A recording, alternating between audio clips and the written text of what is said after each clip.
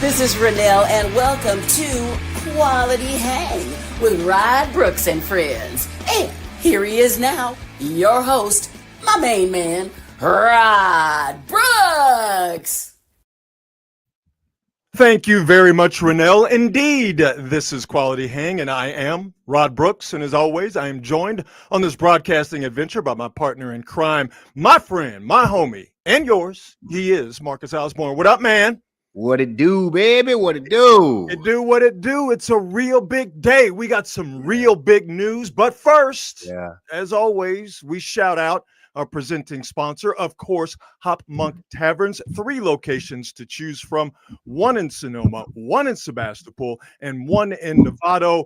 3 locations, and they all do the same things so well. The food is excellent. The atmosphere is excellent. The craft beer selection is off the charts, and the live music at all 3 locations is great as well. To see what they have in terms of live music, live entertainment coming up at all 3 venues, check them out online at hopmonk.com. And if you happen to be anywhere near those 3 locations, whether you're solo dolo, whether it's for a work situation or whether you're out with the family, it's a great place for kids too. Make sure you check out our good friends at Hop Monk Taverns. And when you do go there, tell them the boys at Quality Hang, Rod Brooks and Marcus Osborne said, "What up, Marcus?" It is a big day, my friends. It is official. We are a part of the Bay Area Sports Collective crew.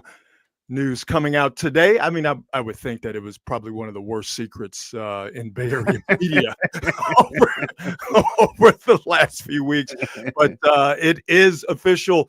Joining Amy G and former Giant Jeremy Affeldt, part of that Core 4, that World Series winning crew with the Giants back in the day. Now we are all a part of the Bay Area Sports Collective podcasting and broadcasting family, along with Tom Tolbert and John Lunn and Paulie Mack and Tony Ryan. We are all together as a family, and I could not be more excited to join my friends. And that's why the name of this podcast, Mark, as you know, is Quality Hang with Rod Brooks and Friends, because I said I'm only going to do this with my friends. I'm doing it with you. I'm doing it with my friends at the Bay Area Sports Collective. And couldn't be more excited, man. Whoop, whoop. Yeah, let's kick it, baby. Yeah, man. It was a brutal initiation process, though, man. I had to do a lot to prove it. I had to get the brand. I had to get the BSC brand. I'll show you that later. Yeah. I had to commit some felonies. Yeah, you know. Yeah, you got to commit a few every now and then. And then they jumped me in. I got a real good ass kicking, but it was worth it.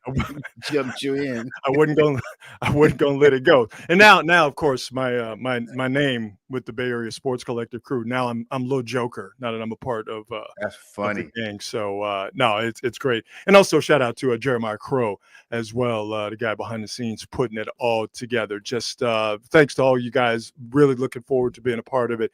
And honest to goodness, I would not do this with any other crews. So it's going to be a lot of fun, man. Really looking forward to it. Yes, indeed. Yes, indeed. It'll be fun. Yeah, man.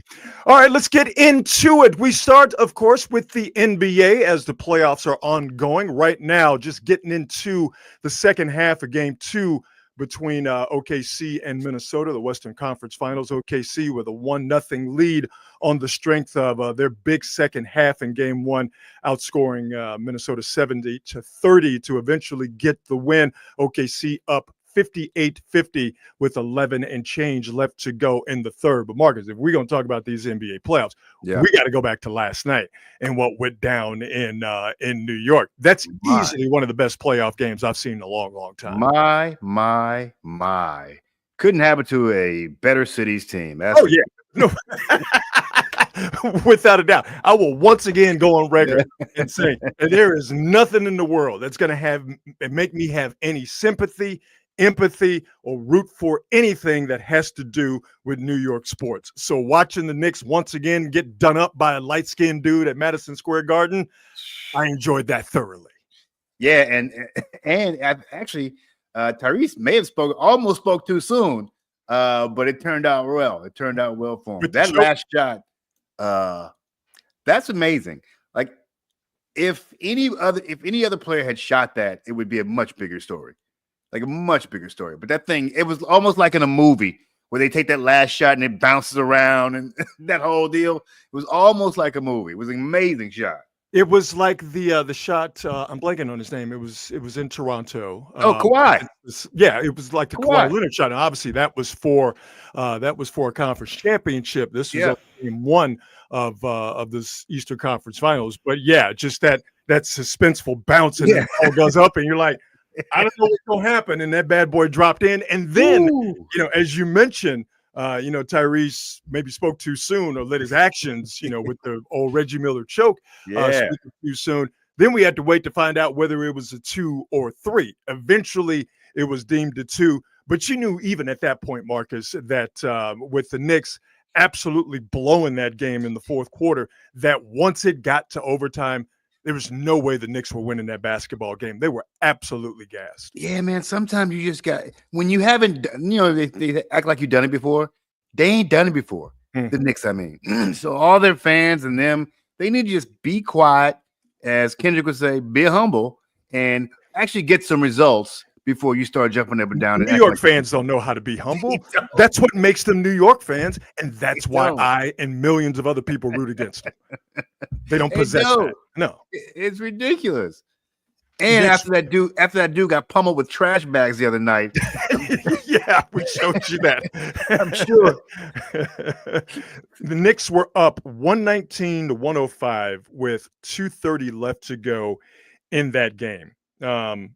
Then all of a sudden, Aaron Nesmith starts banging threes. He scored 20 in the fourth quarter. Knicks, because they were gassed, started missing free throws, started watching guys just waltz to the lane, started watching rebounds just fall. And then obviously the Halliburton game-tying field goal. Like I said, once it got, Marcus, to overtime, you knew the Knicks were in trouble. And it was that fourth quarter in overtime was just the cumulative effect of short rotations, and guys playing a ton of minutes. And listen, Stevie Wonder could see this coming. If you pay attention to the NBA, you pay attention to the Knicks, and this is not necessarily a slam at Tom Thibodeau, but it kind of is, though. Well, but it's his MO. Like it's his MO everywhere, and it's been successful, not to the tune of winning an NBA championship, but it's been successful that he has a core group of guys, and he plays them hard. But it does seem to eventually run its course. And this was just another example of a Thibodeau-led team just being worn down to the nub. Knicks had 7 players with double-digit minutes last night. That's just insane. Like, you can't – what I don't understand is at some point you have to realize after all these years, 15 years or so now with Thibodeau, you have to realize that this doesn't work in the playoffs. At some point, you've got to have a bench that's deep enough to get you through some of these types of games and these types of series. But here's what's interesting about that, and you're right, but what is said all the time about playoff basketball and coaches' rotations? Those rotations get short. During the regular season, you might go 10 deep. But once you get to the conference semis, once you get to the conference finals, that 10 deep is about 8 deep, maybe about 7 1/4 deep. The problem is that he doesn't do that in the regular season either. There you go. That's the problem. There you go. Knicks allowed 51 points in the fourth quarter and overtime. 20 of those, as I mentioned, to Aaron Nesmith alone. 23 points the Knicks allowed in the final of regulation, the final 3:14 in regulation. And you see this tweet: NBA teams were 0 for 970. That's crazy. Went down by 14 or more points in the final 250 of regulation in these playoffs over the past 27 postseasons. Now, thanks to the Knicks' ineptitude, they are 1 and 970. And I've referenced this before, Marcus, and this is something for folks who are new to Quality Hang. This is something that is near and dear to our hearts. We are big fans of the light-skinned gangster. Oh, for sure. And, if you know, maybe one day we'll explain it. But it's fairly self-explanatory. And Tyrese Halliburton, just another light-skinned gangster giving Knicks fans the blues. And Reggie Miller is the OG. That's where the choke came from. For you young whippersnappers that didn't understand, Reggie Miller was the first to do this. I don't remember if this was 94 or 95, but This is back when Knicks and Pacers were really getting it down. It was one of those 2 years. I forget exactly. But light-skinned dudes have been giving the Knicks and their fans the blues for, well, since 94, 95, up until Tyrese Halliburton doing it last night. The last light-skinned gangster to give him problems in the playoffs was Trae Young. Remember how Trae Young had New Yorkers just they didn't know what to do with themselves. They were like, how do we lose to a guy who's got hair growing out like that? Trae Young just was bowing at him, was just doing all sorts of stuff. But the Bay Area, we got a representative for light-skinned gangstertude and giving Knicks fans the blues. One Wardell Stephen Curry. What did he hit him for? 51 points? In the game. He broke the 3-point record at Madison Square Garden. Steph Curry, light-skinned gangster. Light-skinned gangster extraordinaire. Just one of a handful of dudes that give Knicks fans the blues when they come to MSG. You know who else? Another light-skinned gangster who gives the Knicks the blues? Who's that? John Starks, the legend. I see what you did there. 2 for 18, Game 7, 1994 NBA Finals. Awesome. John Starks, Knicks legend. Touche, Marcus. Touche. That's why we work well together. That's why we're friends. Very nice job, my friend. I didn't even think of that, but you are absolutely right. Do the Knicks come back from this, or is because the thing is, put aside the theatrics of the shot by Halliburton and the choke sign and put aside, kind of the, wow, it was a great game. And we talked about this on the Monday edition of Quality Hang. That Indiana squad, the way they get down offensively, it is just relentless. They just keep coming and coming and coming and coming because it's not just Halliburton. They have a dude, they have a dog, and Halliburton is that guy. He's not overrated by any stretch of the imagination, but they got a bunch of dudes who can put the ball in the basket. Nesmith, Topper. We can keep going on down the list. And when you are that skilled offensively and you're running up against a New York Knicks team that has been worn down to the studs, like I mentioned, 7 players with double-digit minutes last night for the Knicks. A sweep I have a hard time seeing, but I just don't know if the Knicks have the pace and can match up with what Indiana can do offensively. Yeah, Indiana, at some point, though, falling behind by double digits in the fourth quarter is going to come back and bite you in the ass. It's not a recipe for success for sure. You only want to do that once. Yeah, I love seeing it. It's fun. It's great theater. But at some point, you can't play like you're Indiana Jones every night. You just can't do it.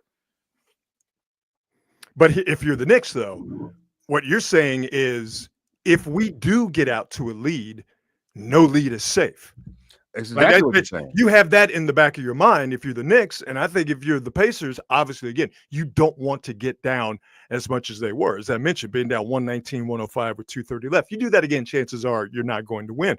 But if you're the Pacers, you're thinking at no point in time during a game against the Knicks is any lead or any situation insurmountable or tough to deal with.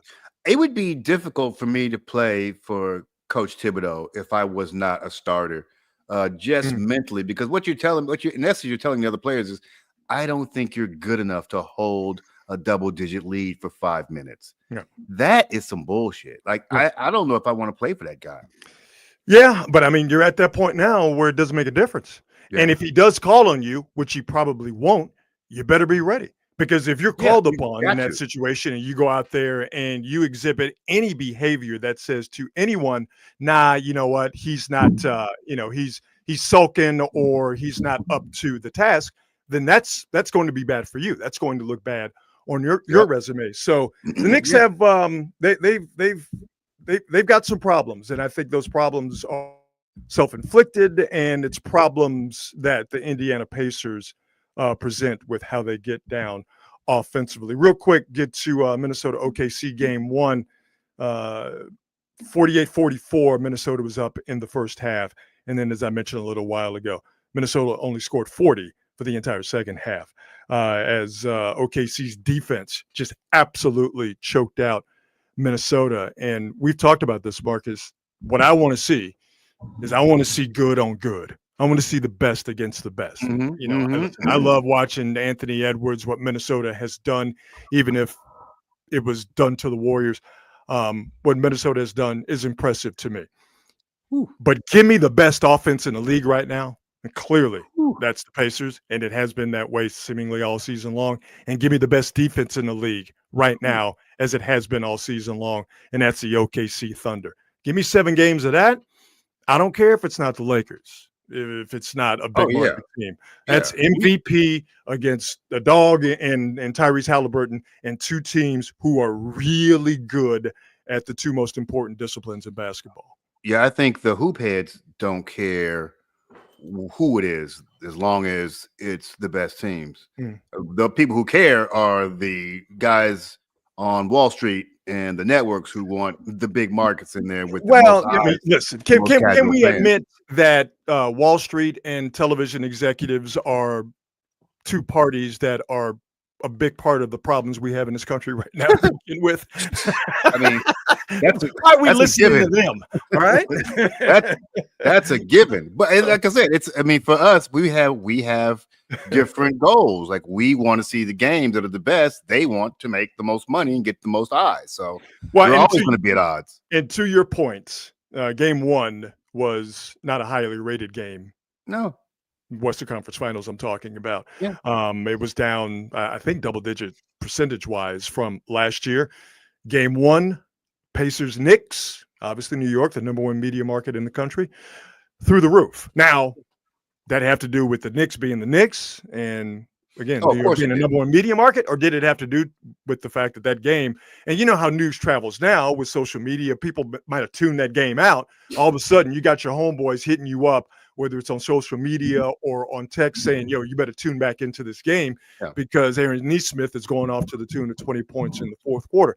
The truth probably is an amalgamation of both of those things, or somewhere in between. But right now, people are looking at OKC and Minnesota. And by the way, OKC 68, Minnesota 63, 6 and change left in the 3rd. People are looking at that as this almost of the junior varsity of the 2 conference finals. Me personally, I would caution against that line of thinking. Yeah, I mean, these are excellent squads. Look at this. Foul.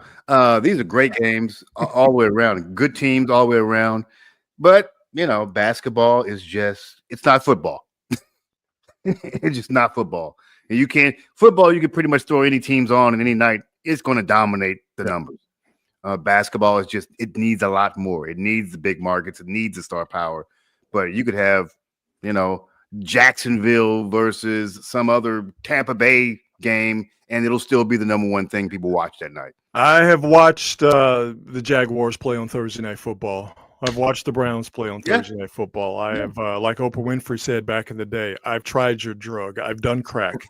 I've watched the Browns in a late season nationally televised game because I am an addict. You were mentioning fouls because the MVP, Shai Gilgeous-Alexander, is currently out there foul baiting and grifting on the basketball court. I love that youngster as a player. I don't find his brand of foul hunting as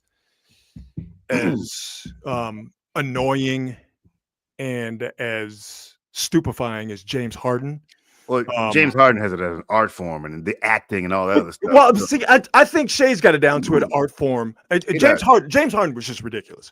It was because he was actively looking for people to run into. I will say with Shai is that when he gets the contact, part of his get down is he exaggerates the contact. He's one of those guys where he's so big, if he exaggerates that contact, it's almost like an optical illusion where he's making it look as if the person who's trying to guard him, a big, quick dude, and Shai Gilgeous-Alexander, is the one initiating the contact. While I don't necessarily like that brand of basketball, I can appreciate that bit of artistry, if you will. I don't like it in anybody. I just, at some point, I'm like, come on, we got to do. Like, I watched Shai. I agree. I watched him. There was one where he literally fell to the floor without anybody touching him. Like, come on, bro. Come on. Literally the last game, as a matter of fact. Falls to the floor, not a person around him. Didn't no one? I'm like, what are we doing here? What are we doing? But he's not getting their superstar fault. calls. That's what MVPs get. He's getting superstar calls. It's not his fault. It's not his fault. No. If he can get away with it, I mean, I wish Steph Curry would do more foul baiting. But he doesn't. I always feel like you're too good a guy. You're too nice a guy. Like sometimes go out there and grab a knee and lay on the ground for 10 minutes like other people do. Well, I respect Steph not going down that road. That is a game that is there to be played.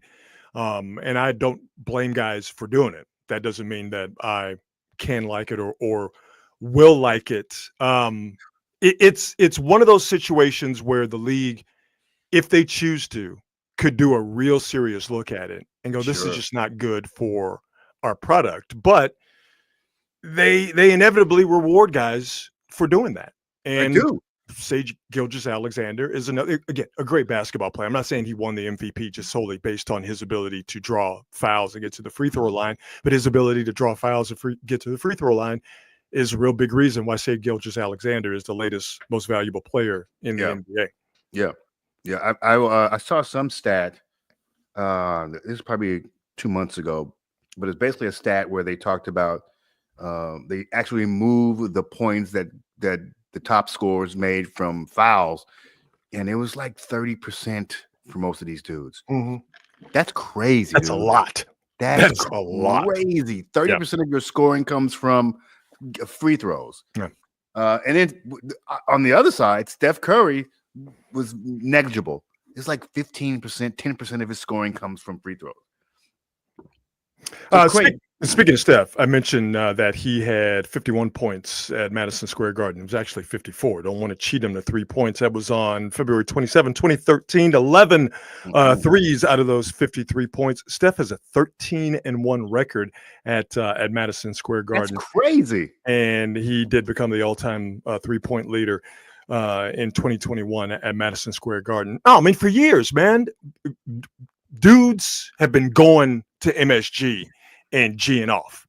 Jordan did it. Obviously. They love it. They love going to the bright lights powerful or powerless to do anything to stop it. One last NBA note: all first-team defensive squad came out today, and most notably, Draymond Green of your Golden State Warriors made the first team. There's only 2 all-defensive teams opposed or compared to the 3 all-NBA teams. But Draymond made first team for the 5th time, 9th all-defensive team total. So well-deserved for Draymond Green. Evan Mobley was the eventual defensive player of the year. I just don't think, in my estimation, that Draymond's defensive play, when compared to the others, most notably Mobley, and for me, Lou Dort, part of that really good OKC perimeter defense, just a bunch of wings and dudes who can guard guys on the perimeter. I just don't think that Draymond's defense over the entirety of the year, as good as it was at times, that was the issue, Marcus, when compared to Mobley and Dort and Daniels too. I mean, he's a good kid, even though he's kind of languishing with the Hawks.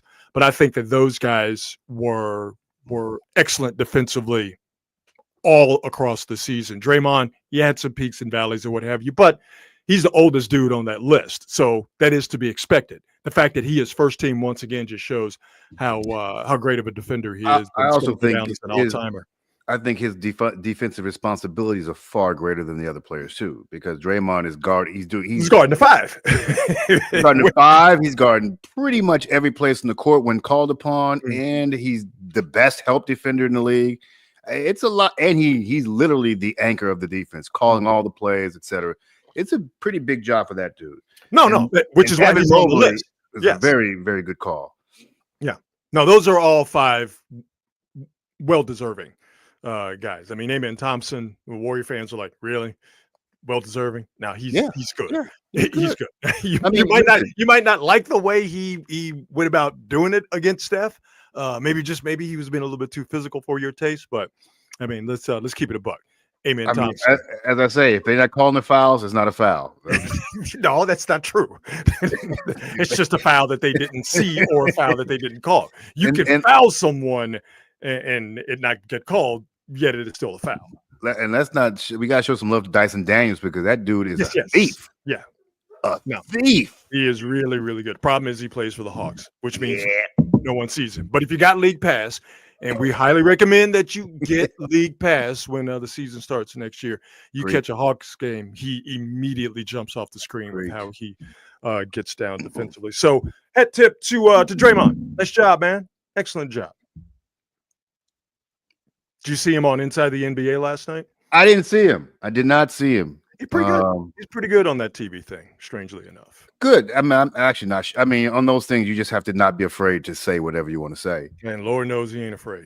Yeah. Although they did him wrong last night. They do? Shaqtin' a Fool. He was number one on Shaqtin' a Fool. It'd be a blown layup. And they also made reference to him choking out Rudy Gobert. And he said something. It got lost because, obviously everybody's talking and laughing because it's inside the NBA. But he said, and I'm paraphrasing here, that in essence, he and Rudy Gobert squashed that beef. And I'm like, I didn't hear that. And also, just because Draymond, you think it's squashed, don't mean that the dude who you choked think that it's squashed. Maybe they did. Maybe they did. Do you think so? I don't know. You couldn't. Which you don't know, which means you don't think so. Get out of here. I'm not privy. I'm not privy to the goings-ons behind the scenes. Who made the phone call? Rudy didn't make it. Draymond didn't make it, and they ain't hanging out in the same circles. I don't know any of those things. Yeah, I was not there. I don't. I'm not going to speculate. I don't know any of those things. You know what I got to give you now because you're faking the funk. You get. I'm being honest. I don't know. I could pretend I knew, but I don't know. I don't know. I don't know. I mean, there's plenty of stuff that happens behind the scenes that I find out later on. Oh, I didn't realize that occurred. I just don't know. I need to hear Rudy Gobert's side of the story before I believe that beef is squashed, because it just seems to me that one person thinks it's squashed, and I feel pretty good in my assumption that the guy who got choked does not think that this thing is. Maybe he does. Maybe they did have a conversation. We don't know. Everything is speculation. I am speculating the hell out of it, and I guarantee you, my speculation is right. Okay, if you feel good about it, I ain't gonna take it away from you. That's Thank for you. Sure. Thank you. I ain't gonna take it away from you. Thank you for giving me the victory. To push or not to push? Oh Lord. The tush push was held up or wasn't voted down. I don't know which way you want to look at it, but there was an owners meeting earlier this week, and the tush push lives to push another day. You need 24 votes. At 32 teams, you need 3/4 of the teams to vote to pass something, no matter what it is. There was a change to the onside kicking rule, where now you can kick, if I'm remembering correctly, you could kick an onside kick anytime, as long as you're behind, which will be the only time you would do it, and you have to inform the other team. That I don't like that. It's goofy, but it's not like onside kicks actually work anyway. So that's just one step to getting it. Like, eventually we're going to see a game that just doesn't have so lame. Yeah, but the NFL is lame about a lot of stuff, and this is one thing the NFL is lame about. And there were 22 teams that voted to ban the tush push. Here are the 10 teams that didn't. In respect to these 10 teams, I said this earlier before we went on, that I'm a little disappointed in the two teams that I fancy, the Niners and the Texans, are not on this list of teams that voted against the ban, because the best point is the most obvious point. You got a problem with it, then stop it. Yeah. But for me, the thing about the tush push, and I don't want anything good to happen to the Eagles. All right, respect that they won the Super Bowl, but Philly fans, they're right there with New York fans. Nothing in life is gonna make me feel good for anything good happening to Philadelphia sports fans. But again, respect to them winning the Super Bowl. But for me, trying to ban the tush push, we've already allowed football, and I think for good reason in certain respects. We've allowed it to have the physical nature of the game taken out of it. And it's a game that's fun. It's a game that's more entertaining for a wide variety of people.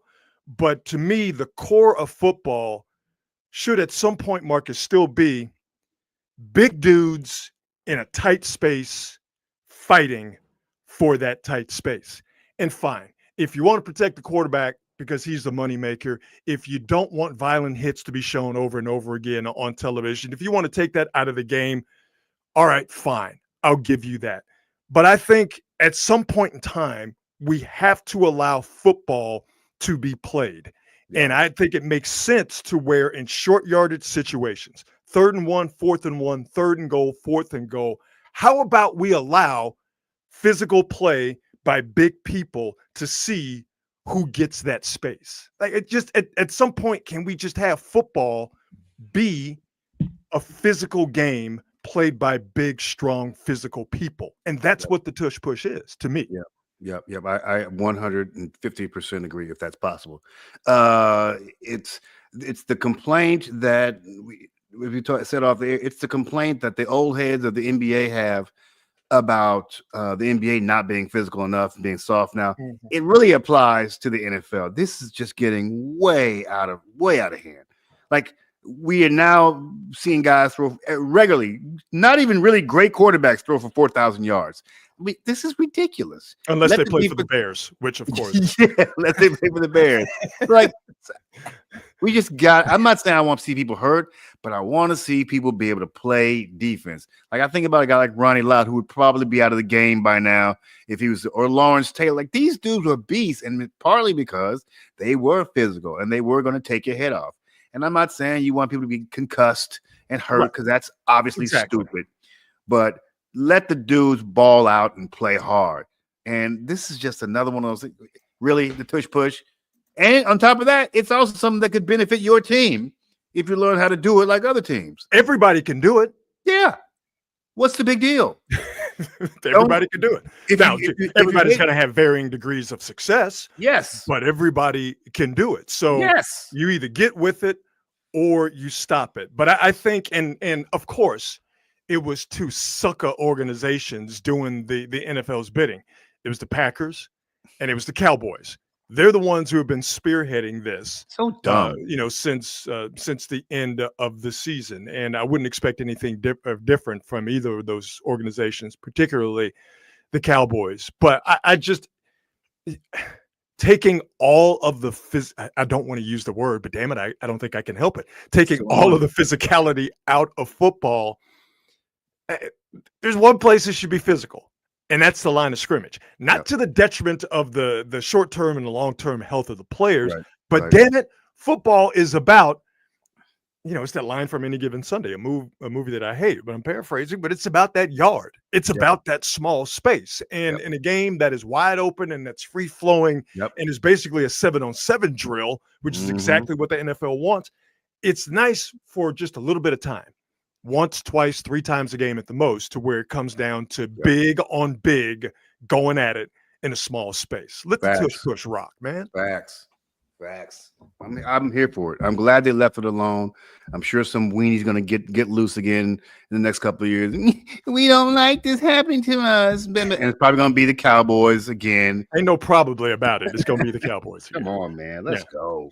No, it was a sucker move, and I'm glad it was defeated. But the talk is that they are definitely going to try to continue it, and we know how it is. What the NFL wants, what its powerful owners want, and it's a power struggle. Jerry Jones clearly is the most powerful owner in sports, but the owner of the Eagles, Jeffrey Lurie, is a pretty powerful guy in his own right.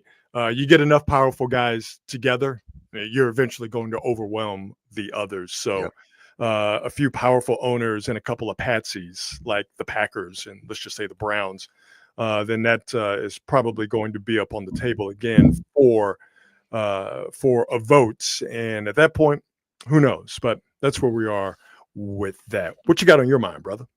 I saw the Brett Favre documentary on Netflix today. And boy, oh boy. You know what it actually reminds me is that we do, and I actually forgot about all this stuff with Brett Favre. Like, not even Really? the welfare. I don't know how to explain it. It's like it came and it was covered up so fast that you almost like kind of forget that this is still lingering out there. Remember the stuff with the Jets cheerleader or the Jets announcer, where he's sitting. There's some things about that I didn't even know because the media, whatever the case may be, I hate to say just the media, but in cases of big name athletes, for some reason, we just let these cats get away with all kinds of shit. And with Brett Favre, you realize, wow, this is just a bad guy. He's just a bad guy. Like, some people are decent human beings that do bad shit or do goofy stuff. And you can say, okay, you messed up, but we can forgive you. But this is just a dude who is bad. He skated Brett Favre for a long, long time on that.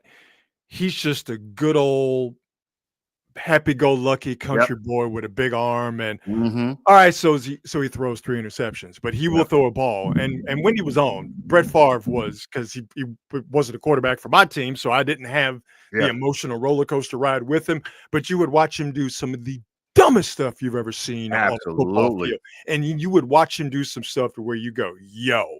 That's just Brett the Gunslinger.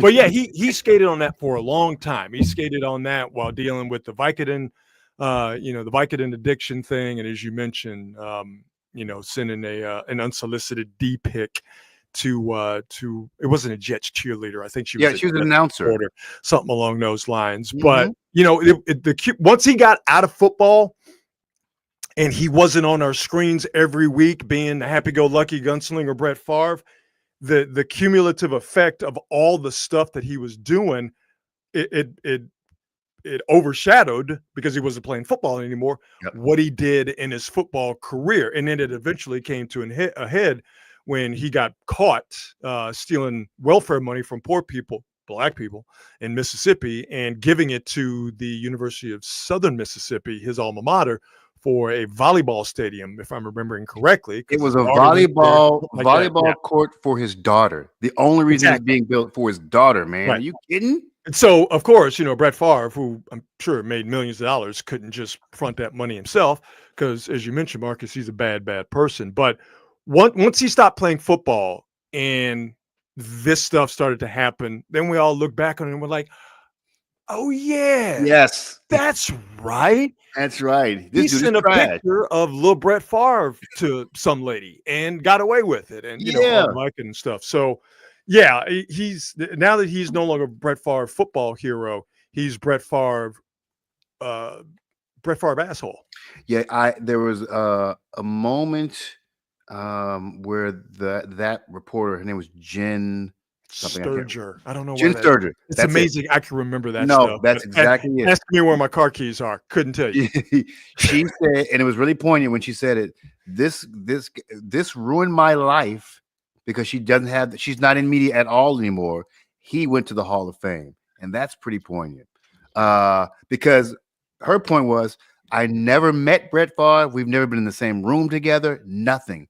We've never seen each other at all. We've never spoken to each other at all. They never met before, and he just fired off the wild, unsolicited D pic, and he had never met the woman. That's what I'm saying. And it's so crazy, because when they showed interviews of her with other media personalities, sports personalities, they were all, well, you sold sex, and what did you think he was going to say? How do you like? She never met this dude. She told him no every single time. Dude was married. And she was still in the dick pics. I forgot about the infidelity. Yes. On top of the Vicodin addiction and stealing money from poor people in Mississippi. Yeah. Oh yeah, that. Yeah. That's crazy. Never met. They've never ever seen each other. That is some wild ass behavior. He saw her. He asked for her number from somebody with the team, and he reached out to her online. She said no online. She said no to him on the text. She tried to ignore him. And then she accidentally gave up the story to some reporter from Deadspin, I think. Mm-hmm.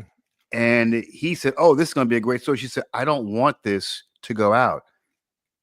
And he said, no, this is going out, and I'm going to use your name. And he said, I want to talk to you. And they showed the email. I would love to talk to you, but I'll understand if you don't want to talk to me. Like, that's the type of cutthroat bullshit that gets people to hate the media. Well, saw what happened at Deadspin eventually. Yeah. They got put out of business. So, eventually you're going to get what's coming to you. And I think eventually Brett Favre is going to get what's coming to him, because everybody knows what he did. It's just a matter of whether he is going to face any no, he's going to get jail time, but is he going to face any punishment from the state of Mississippi? Probably not. Or the United States of America? No, he's a god in Mississippi. Probably not. He's a Mississippi god. They will never do anything to that dude. He is Brett Favre, though, and I hate this.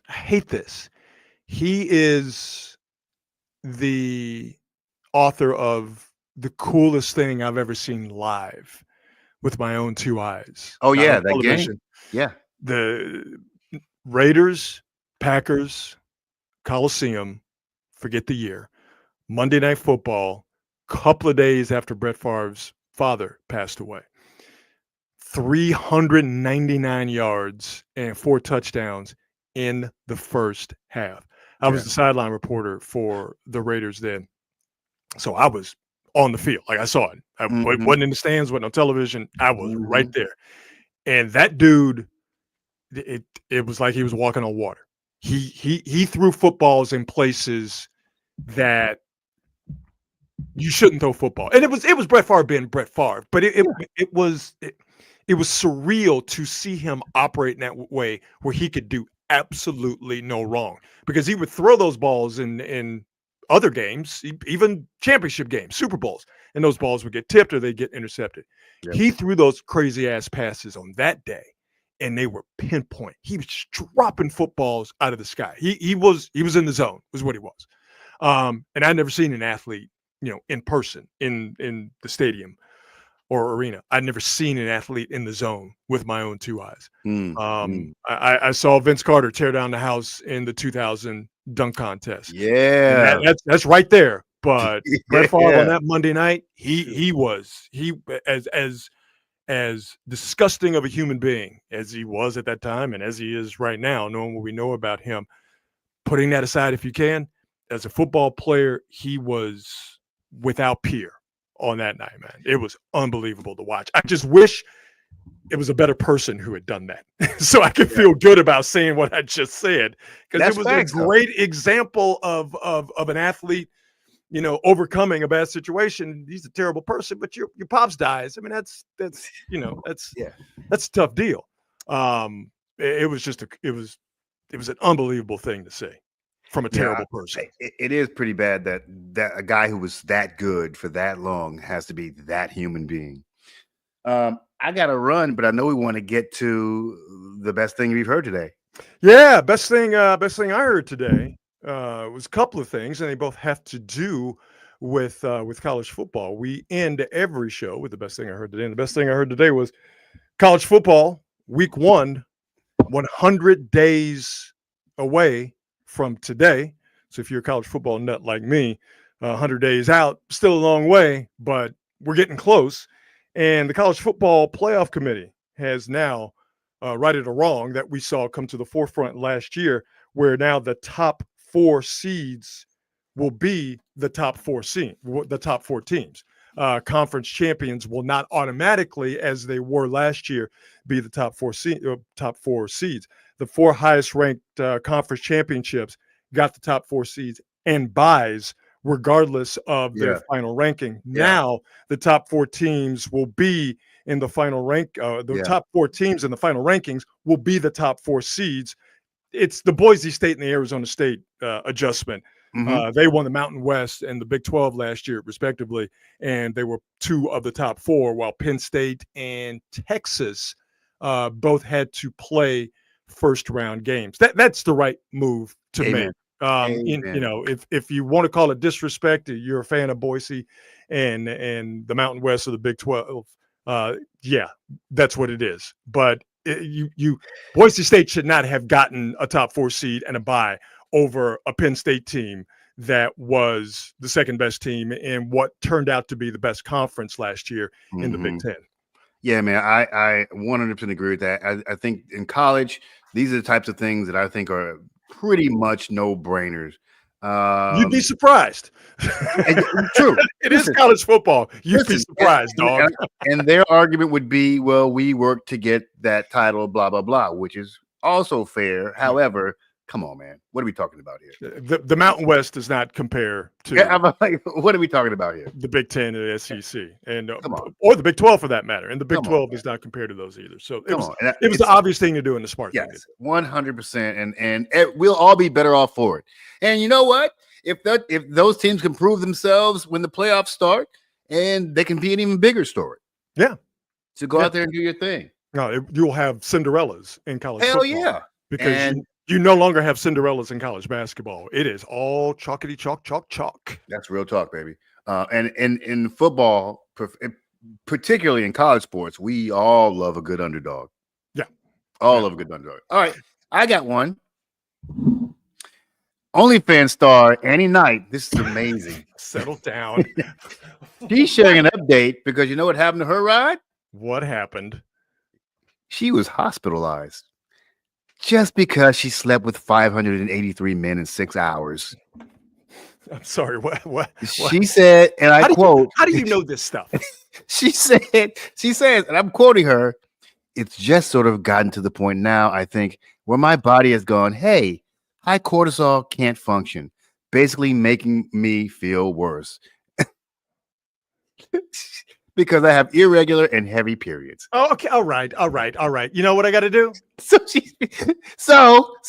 here's the good news for her. She managed to still buy her dream house. Okay. Well, all right. She saw the American dream all the way. That's through, right. She sure did. You could earn enough money using your wares. Yeah, there you go. That's the way to put it. To get a house. Okay. I was not expecting that story to take that turn. However, I must give you and that story. I got to give you the Gucci Mane face on that.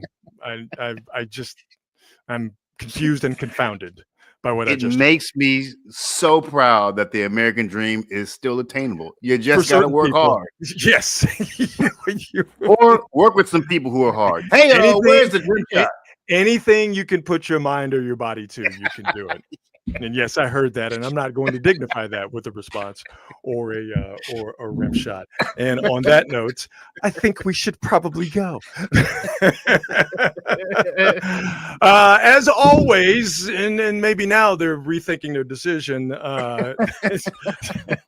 Quality Hang is brought to you by the fine folks at Hop Monk Taverns. 3 locations to choose from: Sonoma, Sebastopol, and in Novato. Great food, great craft beer selection, great atmosphere, and great live music at the venues. To check out the live music schedule and for more information, make sure you check them out online at hopmonk.com. And one last update here. OKC is doing Marcus to Minnesota exactly what they did to them in game 1. Game 1, it was close. OKC choked out Minnesota in the second half. Game 2, close in the first half. OKC in the process of choking out Minnesota because OKC is them dudes defensively. 97-80 with about 9 and change left to go in that game. So unless we see something like we got in Midtown Manhattan last night, it looks like OKC is going to go up 2-0 and have a pretty good stranglehold on that series going to Minnesota. But we'll talk about that and more tomorrow on our usual Friday quality hang time on Friday at 8 p.m. So, Marcus, I know you got to run, man. Let's do it tomorrow. We got a lot of stuff to get into. We didn't even get into Kid Cudi. We didn't even get into a bunch of other stuff. So we will do that tomorrow and a free-for-all Friday. How you feeling about it? I'm loving it. I can't wait to get to that stuff. We have, y'all don't believe, we have some good stuff planned for you. Yeah, so man. Make sure you're there tomorrow, please. And again, man, just to the Bay Area Sports Collective, Tom and Jeremiah and Paulie and Tony and John Lund, and to my new associates, Amy G and Jeremy Affelt. This is going to be a whole lot of fun. I'm so happy to be a part of the Bay Area Sports Collective, and we always appreciate you folks listening and watching, and we will see you tomorrow. And as always, be good and be good at it. We'll see you. Bye.